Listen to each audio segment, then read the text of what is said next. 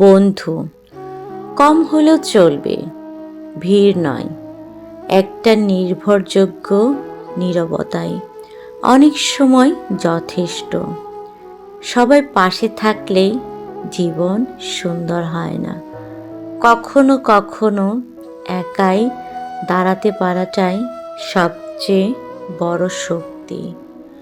পরিবার নিখুঁত না হলেও চলবে, কারণ মানুষ নিখুঁত হয় না। ভুল, অপূর্ণতা, না বলা কষ্ট, এই নিয়েই তো পরিবার। সবাই বোঝে না, সবাই আগলে রাখে না, তবু বেঁচে থাকতে হয় নিজের মতো করে। কিন্তু নিজের সাথে বন্ধুত্বটা ভাঙবেন না কখনো, কারণ যেদিন সবাই প্রশ্ন করবে সেই দিন নিজের কণ্ঠটাই সবার আগে দরকার হয়। যেদিন কেউ বিশ্বাস করবে না সেই দিন নিজের উপর বিশ্বাসটাই শেষ আশ্রয়।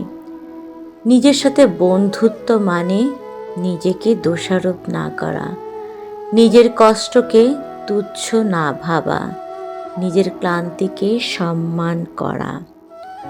নিজের সাথে বন্ধুত্ব মানে ভেঙে পড়লে নিজেকেই হাত বাড়িয়ে তোলা।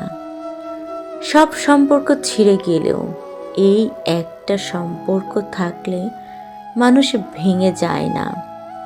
বন্ধু কম হোক, পরিবার অপূর্ণ হোক, কিন্তু নিজের সাথে সম্পর্কটা অক্ষত রাখুন। কারণ যে নিজের পাশে দাঁড়াতে পারে সে একদিন সব কিছুর সামনেই দাঁড়াতে পারে।